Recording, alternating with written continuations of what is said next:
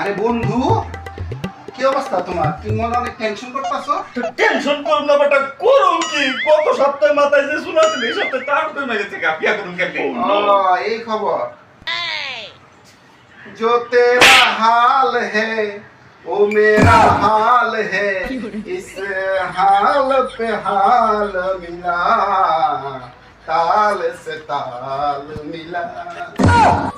দোস্ত, আমি চিন্তা করে দেখলাম, কি চিন্তা করে রাখছো?